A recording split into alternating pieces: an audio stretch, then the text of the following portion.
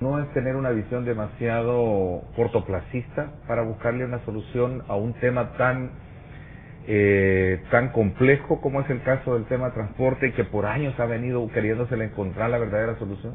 Bueno, realmente, como decía Ernesto, esa fue una discusión que nosotros tuvimos.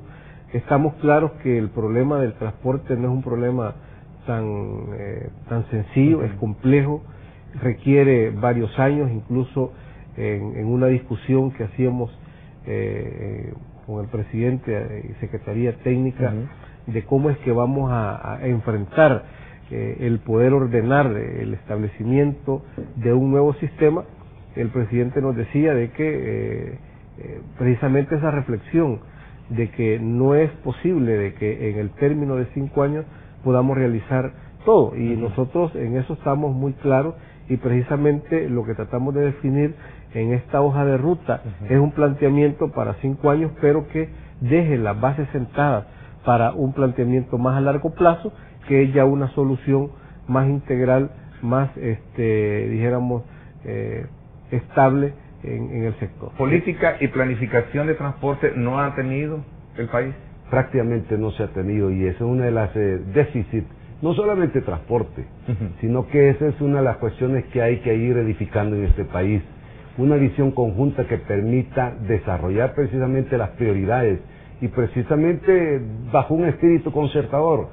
Una visión, y se ha narrado y se narra precisamente que hay diferencias. Precisamente uno de los, diríamos, pilares fundamentales que se señalan y se establecen en la hoja de ruta es precisamente tener muy en cuenta ese espíritu concertador, enriquecer toda la metodología con todos los participantes. Ese es uno de los elementos que, por cierto, los organismos internacionales siempre nos no solamente a El Salvador y no solamente al BMT, sino que a todos los países, en el sentido de establecer la agenda común, una agenda nacional. Y esta es la primera oportunidad que vamos a tener, diríamos, para desarrollar efectivamente, no por cuestiones mediáticas, una agenda nacional en donde el sector se va a ver, diríamos, beneficiado. Julio, como ex viceministro de Transporte, ¿hay algo que no esté escrito en el tema de transporte? Creo que en transporte debe haber una política de Estado más que una política de gobierno. Y digo esto porque pasa por una serie de situaciones que se ven muy complicadas. Aquí tenés, y todos, Nelson no me va a mentir, los que me están escuchando, la presión política que se ejerce hacia el interior del Viceministerio de Transporte por alcaldes, diputados, gobernadores, etcétera, etcétera, hace que vaya poniendo, dijéramos, piedras en el camino, porque yo creo que todos los funcionarios que hemos llegado hemos creído en un momento determinado que se tiene la vara mágica y que de la noche a la mañana la situación va a cambiar. Estos son procesos. Lamentablemente en el sector transporte ha caído hasta el fondo, en mi criterio, que la gente está pidiendo situaciones de la noche a la mañana soluciones. Aquí todos opinamos del transporte, todos damos nuestro punto de vista, pero sobre esa base no vamos a salir. Aquí no se necesita ser mago para saber el diagnóstico y la situación del problema. ¿Cuál es la solución a la situación en la que hay que interrogarnos? Y cada uno desde su perspectiva es el que tiene que ir aportando. No es que no haya política, el problema es que no se han implementado, que es distinto. Y no se han implementado por muchísimas razones. Nelson sabe perfectamente que desde la Asamblea Legislativa se hizo todo un esfuerzo por querer hacerlo, pero el problema es que se tocan tantos intereses que hay que saberlos conjugar. Primero, intereses de carácter estrictamente territorial. Ves un conflicto enorme, serio, entre las alcaldías y lo que es el Viceministerio de Transporte. Entonces parte primero, ¿por qué? Por establecer la competencia de cada uno de ellos. Creo que además de esto debe de establecerse que quién es el ente rector, quién es el ente normativo, y lo más importante, en mi criterio, debe crearse una superintendencia de transporte, porque en el actuar, en este momento, todo le cae al Viceministerio de Transporte, y entonces se vuelve juez y parte. El presidente lo dijo en su discurso inaugural, o sea, nuestro marco es la ley, y eso es lo que hoy estamos haciendo, el marco es la ley.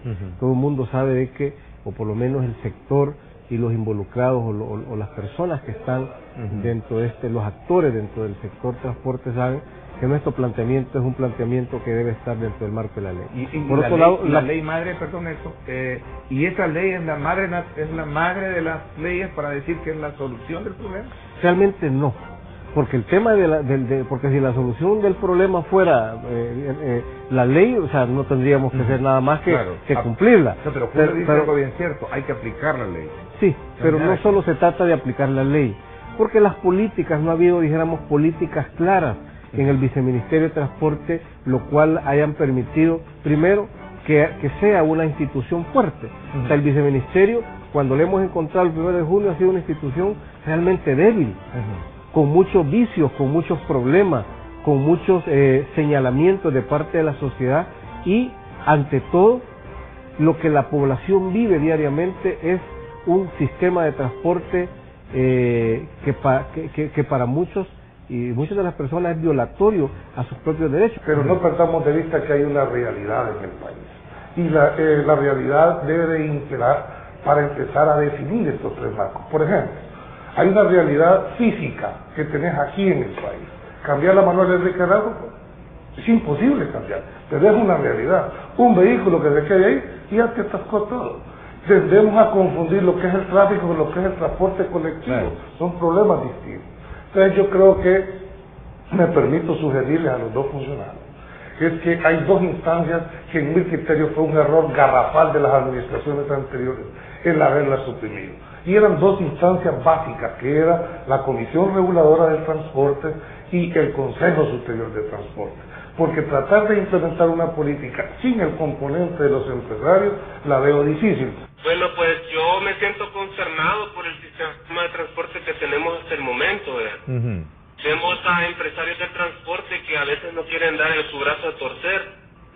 Y la verdad es de que quien sufre, yo veo que a veces los diputados dicen vamos a visitar las cárceles porque los presos no tienen sus cosas y todo eso, o a veces dicen vamos a visitar estos lugares, pero nunca he visto a un diputado subir en un bus de transporte público.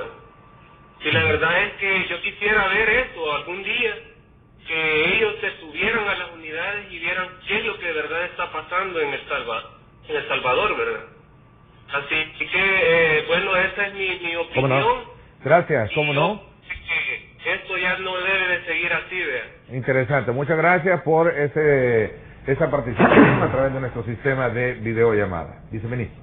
Bueno, realmente lo que expresa el amigo de Apopa es una realidad que se vive, dijéramos, diariamente por miles de usuarios en nuestro país. Precisamente el esfuerzo del viceministerio es transformar esa realidad. O sea, nosotros, nuestro ideario es tener un sistema de transporte ordenado, eficiente, moderno, donde haya un respeto al usuario, un buen trato al usuario y a la usuaria, de tal manera de que, por eso decía, que los ciudadanos puedan percibir, puedan sentir que está cambiando. No perdamos la naturaleza jurídica de que este es un servicio público.